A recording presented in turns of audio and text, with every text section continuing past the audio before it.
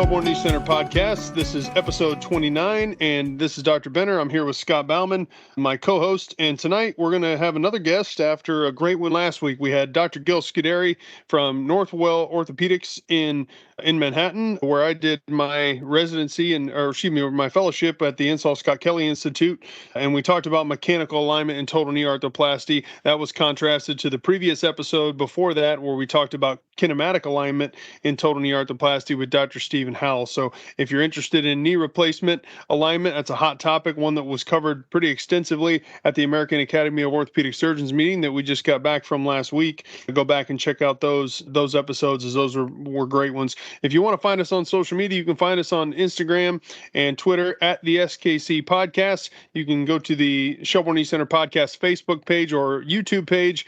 You can also email us if you have any questions or suggestions for new episodes at the skcpodcast@gmail.com.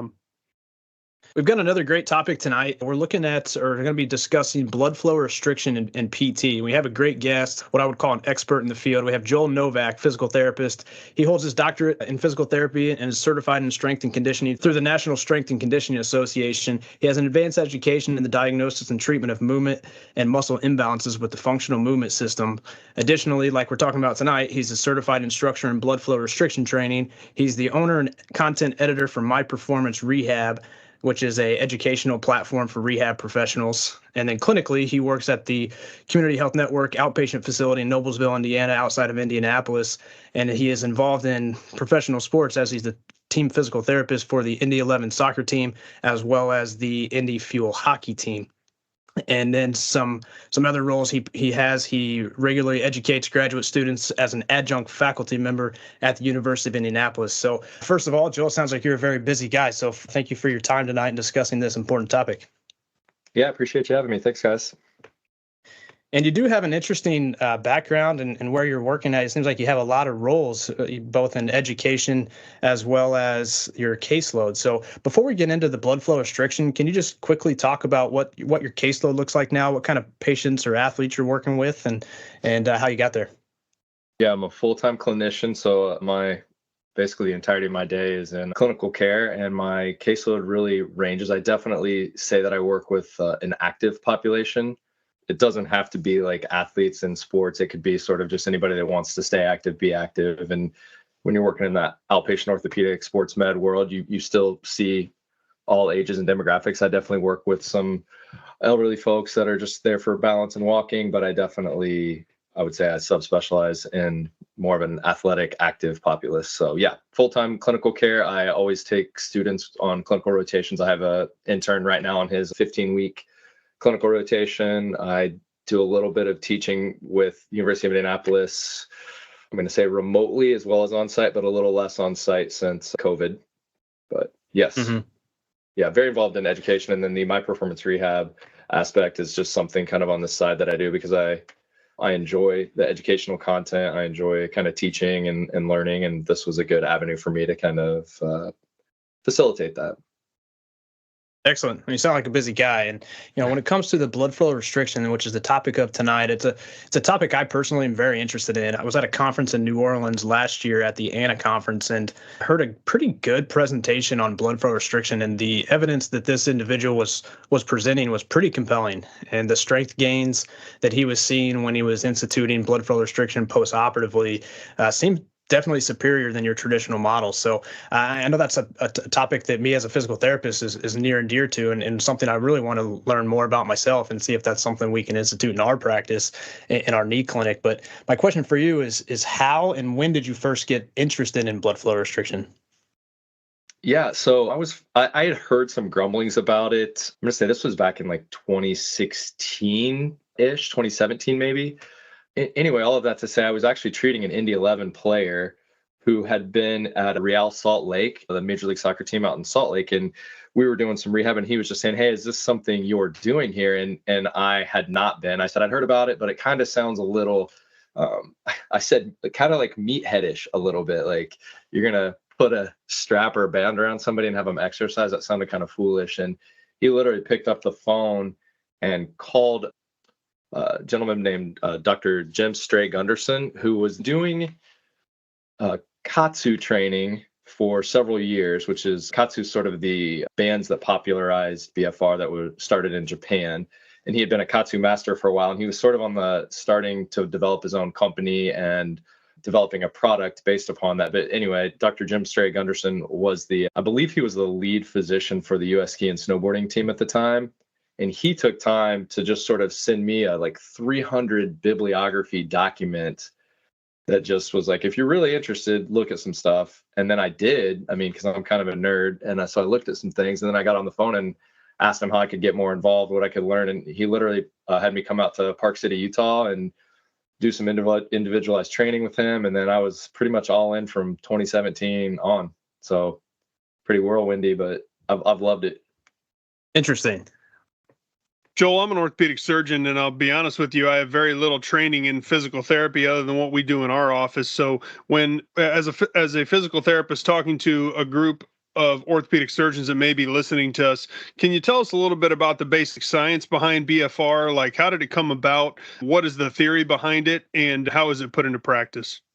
Yeah, awesome. That's a fantastic question. And I actually enjoy getting that question because it's always, it sounds a little odd. So like the mechanisms of BFR are very relevant. One of the things I just generically will say is it's a rehab and performance tool that sort of taps into your body's natural systems. So like stress and recovery. So like it is utilizing the concepts of traditional exercise. You're just doing so in a state of limited blood flow circulation. So I always clarify that and say you are not stopping blood flow. You are just limiting the circulation. You're modifying the blood flow into and out of a limb. And so the mechanisms behind that are, just kind of walk with me here a little bit, but muscles need oxygen so that they can work, right? And if you limit the oxygen that's available, then the muscles have to still try to work to get the job done, so to speak, but you don't need the same amount of force or load to get that work because of the lighter forces. So in other words, less oxygen availability requires your muscles to have to work a little bit harder. So you don't need the same amount of force or load to get to fatigue. So you're basically making exercise harder, but your body is still responding to exercise and exertion. Like one of the things people say, oh, it's easier. That makes that BFR sound easier. And that is not true. It's hard. Like exercise is hard. You work hard, muscles get fatigued, but your body responds to that. When talking to people about BFR, I always hear that I've never done it myself, but I heard it's challenging when you're doing it because from what it sounds like, you are getting to fatigue. I don't know if that's you're reaching that easier or lower threshold in weight or you get there faster. But my question is, knowing that it's a difficult thing to do, and you're able to train in a lower weight, do you feel like patients are able to train in a safer environment because of that? Or what's your thoughts on that? Again, being a rehab professional, anytime I do training, anytime I talk or I give, whether it's a strength and conditioning professional or people are trying to use it for performance, there's definitely, I'm talking hundreds to thousands of research articles about BFR, and it's growing in its publications in regards to like performance, but it's a home run in rehab. You should be doing this in rehab because we all know that like it's contraindicated to overly stress an ACL early because of graft laxity potentially, or healing tissues of a meniscectomy or meniscal repair. So in the meantime, you're going to get weaker, you're going to atrophy if you cannot stress surrounding tissues. All of the exercises we do in the early phases of rehab are mostly to mitigate atrophy, to minimize pain, to start mobility. And so from a strength, growth, hypertrophy side of things, it's not really possible because we're not stressing the tissues enough to have gains. Well, with BFR, they're showing that is actually a possibility. You can make both size and strength gains much earlier, again, because you're getting a muscle group to fatigue, which is what it requires to grow, but you don't have the same load, which is what you don't want to do postoperatively, early postoperative. You mentioned many papers and the bibliography that you got from the guy that was doing the training in Japan, and you said that there's just overall more research on this topic than there really ever has been. Are there any papers specifically in the literature that you either follow personally or point to as evidence for this working? And if so, what types of things are they looking at to prove that the outcomes are better with this method?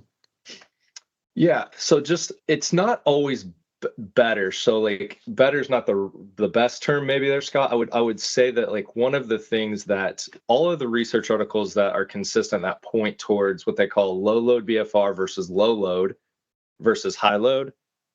And then there's a control group in some of them as well. But the low load group would be doing the exact same work, but in what they would call a free flow state. So they're literally doing, like, if you're doing short arc quads or quad sets or a simple leg press exercise with 30% of what you would call your one repetition max. Like those are all low load exercises that a patient would be doing. And then they would do those exact same set rep schemes with the exact same load, just under a state of their blood flow being restricted by a cuff or a band. And then they would do high load with a different group, and they would show pretty much across the board comparable gains with the low load BFR as it would be with the high load. So that's what the bulk of the research would support. So like if you're asking me to cite like a given paper, gosh, there's a lot. There's an article, Patterson et al. It's a 2019 article. And that's probably the single article that I would point to if I was going to say, if you have to read one article about BFR, I would read that one specifically because it takes all of the evidence up until 2019 and kind of consolidates it. So it goes through and it talks about the different types of cuffs, the material of the cuffs, the applications, the cuff pressures, how it's safe, different load, exercises, rest periods, frequency intervals, all of that. Just kind of goes through all that, including the mechanisms. And I've got a few that I can definitely highlight. So one of my favorite articles to point towards that is there's an article in the Journal of Clinical Medicine by Faraz et al. And it took 48 females, 50 to 65 years old, who have knee arthritis, which, I mean, super common populace, right? And they took them on a 12-week training program at 2 times a week. They did 30% one rep max with the low intensity group, 30% of one rep max with with the BFR. And then they did a high intensity group, which was about 80% of the one rep max. And so long story short, they retested the BFR group, the low intensity group, and the high intensity group. And one rep max leg press was almost identical in the BFR group and the high group, but the low intensity group did not make any gains. So it's like 25 to 30% gains on the two groups. They did knee extension retest, and BFR and high load both made 20 to 25% gains, and the low load group made no gains. They did quadricep cross-sectional area, and the high load in the BFR group grew 7 and 8%, and the low intensity group grew a statistically significant amount. They did a time sit to stand functional assessment, and the BFR and the high load group both improved, and the low intensity group did not improve. And the part of this that I think is very meaningful is they did a WOMAC pain index at the end of that, and 25% of the high intensity group had to drop out because it was too painful to exercise at that level of intensity. So while the gains were comparable in leg press and leg extension and timed up and go and cross-sectional area, they were all comparable gains because we understand that working out hard works, like everybody understands that. But the low load BFR group was able to get the same gains as the high load group. The low load group, who did the exact same work, made no appreciable gains, and the high load group had more pain because it was hard to do because of the amount of loading. Great stuff. We love data at the Shelbourne Knee Center. So thank you for that for that review. Yeah, That's excellent. So we're a knee clinic. This is a knee podcast. I'm sure you could talk about plenty of other things and other extremity problems, but let's boil it down to just the knee itself. So how do you use this around the knee, and how do you relate it to specific problems for patients that you see and treat?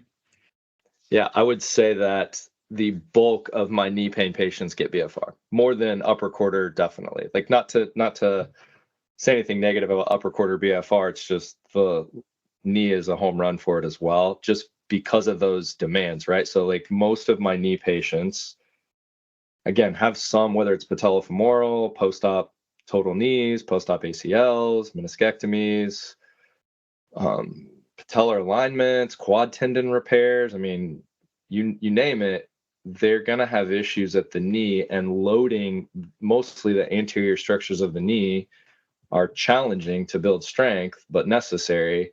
And so a lot of times my early starting points is BFR and isometrics. Because again, if we're going to cite the literature, we understand the isometrics alone are not enough for, well, at least non-weight bearing isometrics are not enough for gains in strength. But with BFR, they're going to get fatigue. I use BFR with them on a new step machine, and that takes the machine I was already going to warm them up on, and now they get an actual muscle fatigue versus sort of a casual tissue warm up. I use it on a shuttle leg press machine with them at 25 to 50 pounds. I mean, almost nothing. And again, they're shaky by the time they're done. But without the BFR, it's their knee is not the limiter. Is my point of my rehab utilization. Muscle fatigue is limiting them, which is a home run in my world. Now, for something like a post-op ACL reconstruction, yes, doesn't matter what graft you're using. How does the utilization of blood flow restriction in this population differ with the early stage rehab? You're talking a couple weeks out of surgery versus late stage preparing to return to sport, or is there a difference?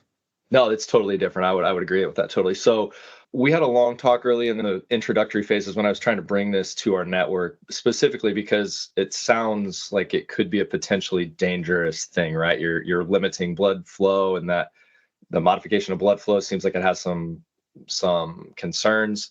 So one of the big things that was brought up by our orthopedic group was that the endothelial damage that happens from a tourniquet that is a concern on doing that again to someone. And the evidence, literally, that's why I cited that one article, that 2019 article. I think there's a quote, I don't want to misquote it, but it says something along the lines of the totality of the literature reveals no adverse reaction in regards to venothromboembolisms. And just like with exercise, when you release growth hormone, you're also releasing what's called, I mean, you guys know this, vascular endothelial growth factor. So that article that I was pointing to, that 2019 article, a lot of it talks about that the endothelial damage from a tourniquet is actually helped to be repaired through like angiogenesis and kind of some vascular growth. So the early phases, again, the reason I'm spending time talking about that is because our surgical group said, as long as you've waited like they were saying 10 days to 2 weeks to make sure that they're kind of out of the woods with that a little, they were good with that application. There is definitely some application earlier than that in the literature, like day one post-op. Our group tends to do 10 days to 2 weeks, and mostly a lot of it is around incisional closing. So you're not trying to put additional fluid distally if you still have kind of open or healing incisions. So you're not trying to put additional stress on that. So that was what our group had asked us to kind of wait a little bit. So if you've got, again, whether it's a ACL where you're got an anterior incision, if you're doing a patellar tendon autograft, or you're doing a total knee anterior or any of that, like that incision's a little bigger, takes a little longer. So there's a delay on that. And then early phase rehab is a lot of like yielding isometrics, small range. If it is weight bearing, it's usually partial or not as intense versus later stage. I'm literally doing box jumping and cutting and cable runouts or sports cord runouts. I mean, literally any sport functional demand you can think of. So correct me if I'm wrong, whether you're talking early stage rehab or late stage rehab, a lot of the exercises can be the same as they would be without BFR, but you're just putting a blood flow restriction cuff on the patient to reach that fatigue level faster. So like if you think about the again, I'm going to use, so I work with a lot of athletes, and I have both professional hockey and professional soccer players right now on my caseload, and both of those groups are seeing me because of trauma and or overuse injuries. And they are at a place where they need to keep up their training, but the stresses from the demands they're not ready for that. So I'm trying to train to a level of fatigue that is very difficult, even at the professional level. Like these guys are getting exhausted and feeling muscular fatigue without strain of the injured tissues, which that's complicated to do in rehab, right? Like you can Right. appreciate Yeah. that that's super challenging. So to put them in again, a stressful environment that they can build from and recover from because it's not straining injured tissues, that's a big win. Do you feel like that allows you to focus on a little bit more strengthening earlier on in the process with ACL reconstruction post-ops? Yes, I feel I like mean, it that's sounds one like of a pretty natural. Sounds like a pretty natural place to utilize this. If we all struggle, I think, with when to start strengthening, especially on the ACL knee. We do contralateral grafts, so we're taking tendon grafts from the opposite knee. So that's a different set of problems, or different set of potential problems that we're thinking about. But when we take the graft from the same knee, one of the main limiting factors to return to strength is we don't want to make the knee swell, and we don't want to cause range of motion loss, because that inhibits our ability to be able to get strength back. So is this something that you find that once you implement a BFR, you were able to be a little bit more aggressive with strengthening earlier on in the process post-op from ACL reconstruction?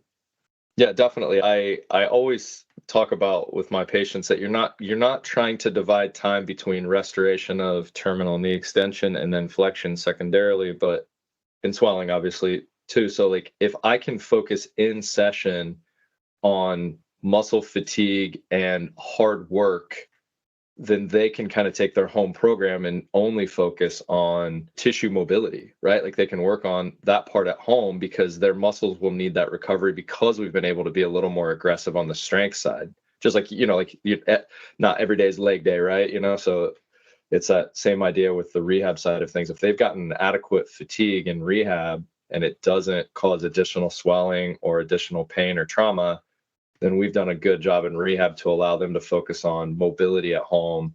And then when we follow up and see them again, we can do more. Along with that, just to go aside from that's definitely going to be a little bit independent as far as the patient and follow-up visits are concerned. So some of the concern is, well, if you're not seeing somebody a few times a week, how do you segue that? And that definitely is for sure a challenge when you don't have BFR at home.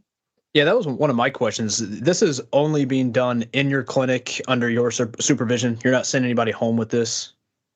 Well, that's a great question. So that kind of dives into the products, right? And so different companies have different products. And while I do have a company that I have alignment with, and I do think it's a great product, I also can easily point to the literature and talk about the variety of successful and safe applications of cuffs. So I do have cuffs at the clinic that we use, but the type of cuffs that we use and the type of cuffs that I can recommend people can get themselves. Conversely, there are cuffs on the market that you can only use and only apply if you have a medical background. So like if you're a physician, chiropractor, a physical therapist, athletic trainer, you will have a medical license to be able to use BFR with certain products, but that is just wholly not necessary. And the literature supports that unquestionably. You wouldn't have any reservations sending a patient home with a product that would be deemed safe? Correct. What makes it safe is you have a product that cannot stop blood flow. If you have a product that does not allow for limb occlusion fully, or you have safety nets where it won't allow you to utilize a product where you do not have blood flowing through the musculature, then yes, it's not a problem at all. Now, are you measuring limb occlusion when you put these on, or is that something where it's based on patient feel? This is where I disagree with some of the people in the field, and I don't know this podcast is long enough to talk about that in this format, but I have a pretty hardline stance about limb occlusion pressure, in as much as if you don't have a product or a way to know that you are not occluding your limb, you should use a product or a Doppler or some way to measure limb occlusion pressure and go that direction.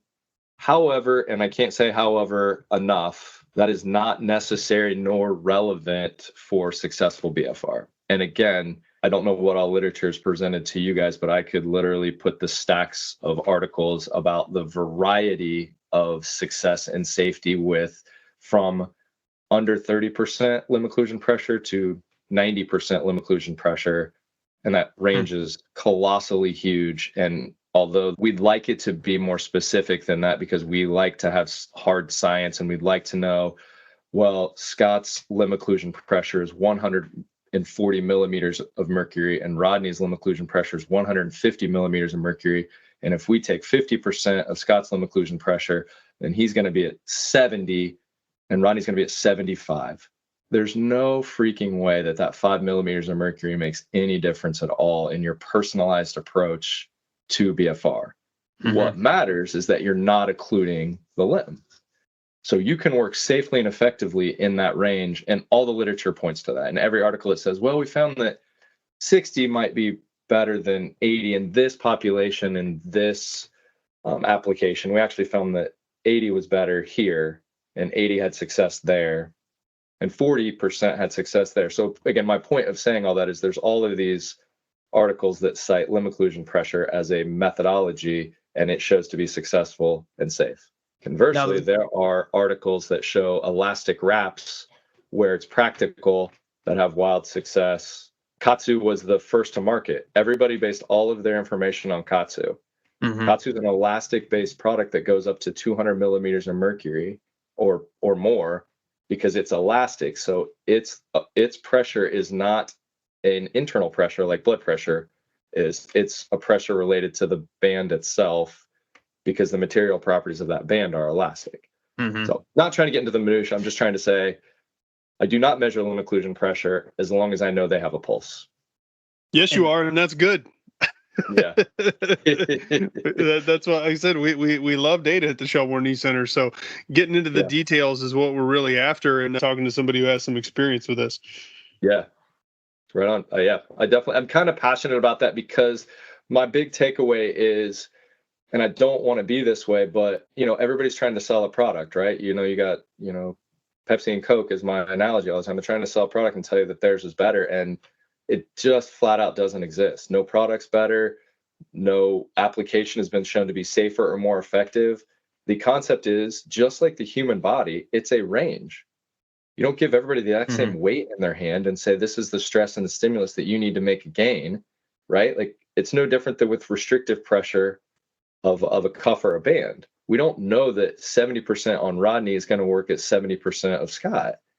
Is that independent of diagnosis that you're treating with BFR? For example, you have a 20-year-old offensive lineman for playing college football, which you're treating their ACL, for example, versus 80-year-old 90-pound lady that's recovering from a total knee. So you're not worried about the limb occlusion percentage. So how are you gauging that fatigue level or that pressure that they're feeling, or is it based on RPE, or what are you using for that? Yeah, those are great questions. So Jeremy Lineker is like a wizard in this world. Like he's the most published, most studied. Like he's brilliant in this area, and he did a paper back, and I'm going to say 2014. Don't cite me on the time, but because again, I'm just trying to spitball because I really do have hundreds of articles that I'm trying to just pull from and off the top of my head some, and that's not necessarily my skill set. But Jeremy Lineker had an article where he basically said not even tissue density, just circumference and cuff width mattered.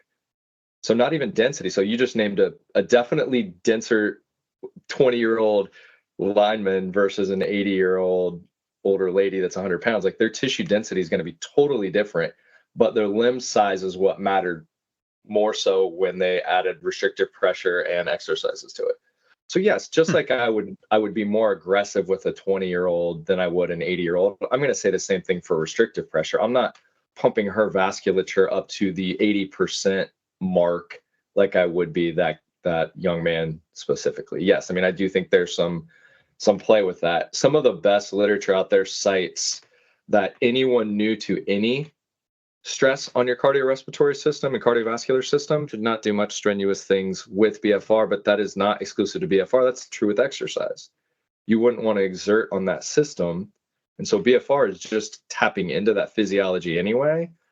So for example, if I've got somebody that's new-ish to exercise that I need to rehab, I'm putting the BFR band on them for maybe 5 minutes and literally having them just do new step for 5 minutes. And that's their exposure from that day. and they're going to leave feeling more muscle fatigue than they would have otherwise. And it gives me an opportunity to see how they handled that stress in their system.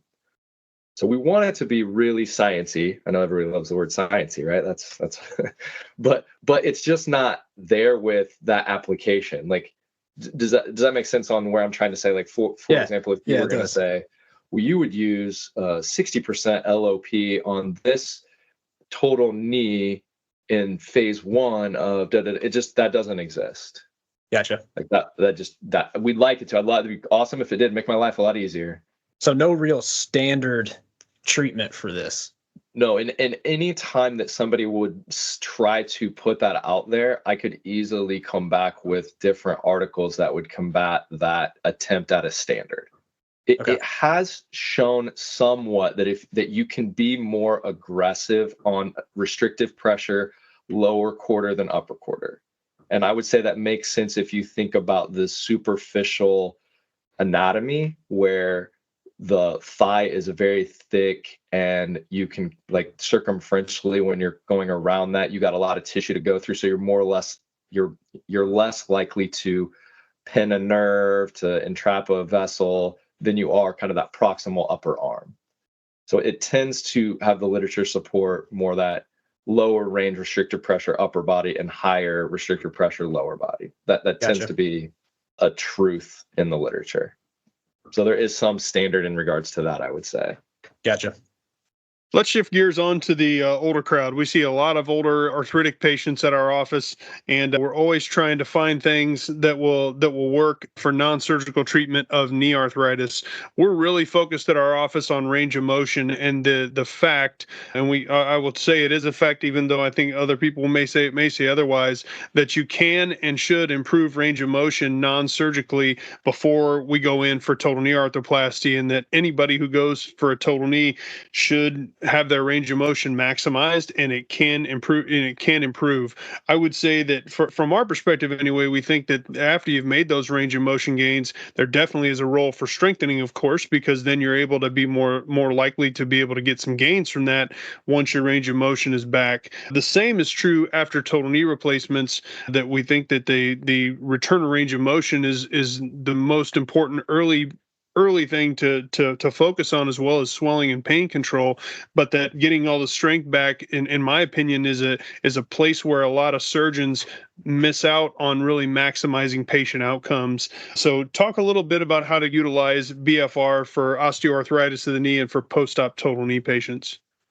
Yeah, I would 100% agree with everything you just said, though, because I couldn't agree more. Like, mobility over strength, you got to be able to move before you try to stack strength on that. I totally agree. And so if BFR is something I'd like to do with somebody, but it is going to come at the expense of time spent on mobility, we just kick that BFR down the road. So I'm not going to spend time on that if they haven't restored adequate mobility. So yes, I'm all in on that as well. As far as what I do with the non-operative, I've definitely had several people that have not ended up needing a knee and or hip surgery because most of their issues were imbalanced. Yes, they had their arthritis, no question, but they were relying on their static structures to help support them and not their dynamic surrounding musculature. And so if we can tap into that and take the load and stress off of the intra-articular elements and we can kind of focus on extra-articular things, then yeah, I'm all in on that. Like, let's do that. And so, yeah, I do apply BFR early. We do pretty simple things. I mean, sit to stands with BFR, I mean, it really is that simple, like assisted squats, like literally holding onto some TRX straps and sitting slowly into a chair. We do the same thing with lunges at a very split stance position where they're not dropping low. I do a lot of yielding isometric holds, like a lot of let's just get this leg shaky holding you in place, but make sure that you're in a position where you're not, again, relying on your static structures. So when you're done, you just don't enjoy the work because it's hard, but it did not impact your knee negatively as far as your pain. Now, with this population, are you doing similar sets and reps in terms of the number of sets and reps as you would without BFR? You're just applying the BFR cuff? Yeah, no, that is a phenomenal question. It tends to need to be more volume. With BFR?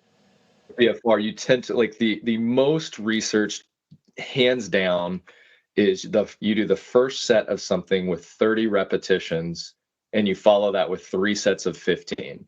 That is the most researched set rep scheme that you'll find in BFR literature. And the concept is, I'll try to make this short. You do 30 reps of something where your blood flow is restricted. And what happens there is you fatigue the most easily recruited motor units first. Okay. And so the BFR band is still on when you're on your 30-second rest interval, maybe 60-second rest interval if they're really gassed. And then you resume a set of 15. But because you are still restricted with your blood flow, the blood flow in and out is still limited, right? So you don't get the oxygen in as quickly, and you don't flush out the metabolites and waste products as quickly. So they're sitting in a fatigued environment, and you're asking them to work again. And so now those first easily recruited motor units are not available. So they have to recruit additional motor units, which is how muscle growth works. So that is how BFR taps into the musculoskeletal system, specifically in growth. And they need to do more volume to get to that fatigue. And it's because the load is lighter. So 30 followed by 3 sets of 15, that's 75 reps. Yeah, that's a lot. But it's something very simple to do that you're asking of them. So I was given an example of like a sit to stand. I may not have them do 30 sits to stands, but that's the most studied application. I might have them do 20 and then 3 sets of 10 because that's all they can take right now. But yes, I do a first heavy front loaded sequence, and then you have to taper it down, and they'll get fatigued. You'll have to taper it down. They won't be able to do multiple sets of that. But that's sort of the science behind why you're doing more volume. Again, if I was going to go back to the literature that I was citing earlier, and then all the other literature that they're comparing BFR with a free flow state of the same set rep scheme, the same work. So when they call it matched work, right? So patient A and patient B are doing matched work, one without BFR, one with, and across the board, the BFR person is making gains in size and strength and function, and the non-BFR person is not, because it's too light of a load to benefit them in those departments. I see one of the benefits of BFR being its utilization across the continuum of diagnoses, everything from non-op OA to post-op total knee to post-op ACL reconstruction. Now, with that being said, are there any contraindications for the use of this? Is there anybody that you cannot use this on because of XYZ? Yeah, no, that's a fantastic question. So one of my first statements that I usually tell people is, if you haven't been told that it's not safe for you to exercise, then generally speaking, you can do BFR. That's a very general statement that has some caveats to it, though. Okay, so that requires some elaboration. For example, no one studied anyone that's pregnant, right? Like right now, that is contraindicated. Active cancer or cancer medications is contraindicated. And part of that being, we just talked earlier about the vascular endothelial growth factor element of things. And we know tumors like blood flow and blood supply. And so we're not trying to grow tumor size. I mean, that's maybe a little far-fetched, but the literature is not going to study. That sounds like a bad idea. I agree. So like no one's going to study that, right? So it's like, yeah, let's not do that. And any individuals with untreated high blood pressure, they talk about skin grafts and vascular grafts are negative, where like you're trying to heal in that vasculature, and you don't want to stress that. Lymphedema is a definite no, but that's not swelling. That's like an actual lymphedema complication, because again, you're pushing fluid distally. So if they already have difficulty with lymphatics, you're not trying to do that more so in that world too. There's some prior history of DVTs and strokes that has been frowned upon, where they would say any prior history is contraindicated. I've definitely used it with individuals who have had prior DVTs and strokes just years and years ago.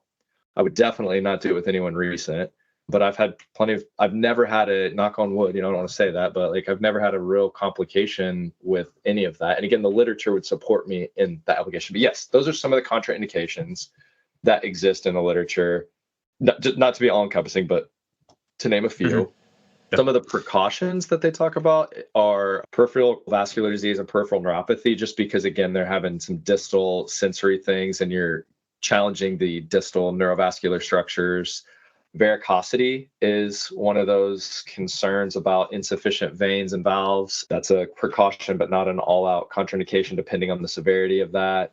One of the things I typically tell people is, if you have multiple comorbidities, that's a gray, and it's hard to know which ones. There's a couple of authors out there that have put together some content that would say, here's a good medical screening that you can utilize. That's pretty good. They put out some good things. Some of it's still a little bit their own opinion, but some of it's very sound medical advice. So we use informed consent and then screen on all of our patients that we do BFR on, and it just asks them to identify if they have any of those precautions or contraindications. And then if they're only in the precautions world, we sort of look at which precautions exist and move forward accordingly. And and I would advise everybody, anytime we talk about this, I always ask our physical therapists not to make a unilateral decision. If they're uncertain, they need to reach out to the surgeon, medical team, whoever is working with that patient as well, just to kind of talk out the concerns. Because again, you're stressing tissues for sure. But again, my argument is still, if you're able to exert and exercise, this is exercise and exertion. Your vasculature is just under a stress, but like, not to be too dramatic, but every time you squeeze a muscle, you shut off the blood flow, right? Like, I mean, literally every squeeze of a muscle pump shuts the blood flow off for momentarily. So, I mean, your body's used to this concept. So all this is great content. It's been a great conversation about the ins and outs of BFR.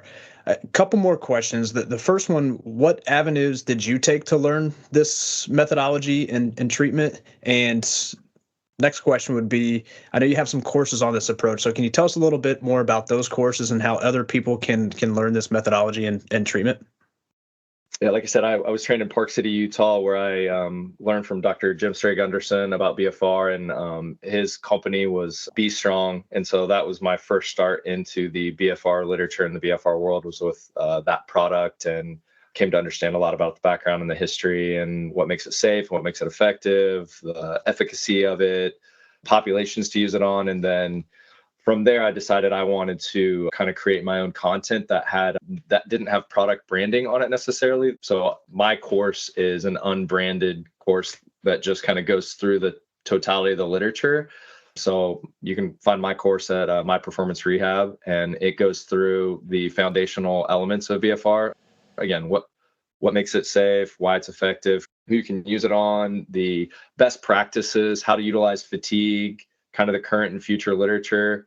I also have a second course that's coming out soon that's going to be more application based. So everybody always asks about, like, what types of exercise do you use, and walk me through how you exactly would utilize this and apply this. And I think that's a needed second course. It's not out quite yet, but the foundational course is, again, I know I'm biased towards it, but it's pretty comprehensive in understanding the history, mechanics, safety, efficacy, all of that just really kind of builds upon, wow, BFR really works. And for me, when I was going through the efficacy on the article that the course that I have, a lot of it was, I was on purpose trying to bring forward different populations so that everybody could kind of have an understanding of who all it works for, instead of being, let's just focus on ACL or let's just focus on shoulder. I literally went through men, women, walking studies, weight room squat studies, sprinting, rowing, cycling, pain,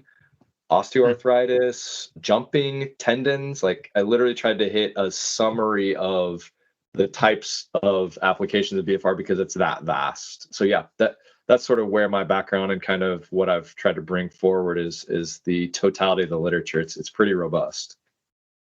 And after that big review, what would you say would be your take-home points for our listeners tonight about BFR? My take-home points would be, if you're at all interested in utilizing BFR or learning about BFR, I really, the number one thing that always concerns people is that it sounds dangerous, and I just want to point out that it is not. If you are not fully shutting off blood flow to a working limb, this is a very safe practice and can absolutely change how you can gain strength when you're struggling with that. So if it's something that you struggle with to exercise or exert because it causes pain, BFR is a great opportunity for you. So don't be afraid to give it a try, especially if you just want to throw it on for 5 minutes and just see what it feels like. I think that's a really good opener for a lot of people and a lot of practitioners. Great stuff, Joel. Well, thanks for joining us on the Shelbourne Knee Center podcast. I think this is going to be a great resource for people that are interested in the BFR technique, and we really appreciate you sharing your expertise and training and a lot of data with us tonight, which we really like. So appreciate you coming on the show. Absolutely, guys. Thanks for having me. Appreciate it. As always, you can hit us up on our social media accounts on Twitter and Instagram at the SKC Podcast. You can visit our SKC Podcast YouTube and Facebook pages or email us at the SKC Podcast at gmail.com. This episode and all of our episodes are brought to you by the Shelbourne Knee Center. If you've ever been told you need a knee replacement, you may not need it. Many treatments can reduce your pain and restore proper knee function without surgery. Come in and see us and get a second opinion from the knee experts at the Shelbourne Knee Center. Listen to our podcast to learn more wherever you listen to your podcasts, and call us at Shelbourne Knee Center today, 317-924-8636, or visit us at fixknee.com. Thank you for joining us, and we'll see you again next week.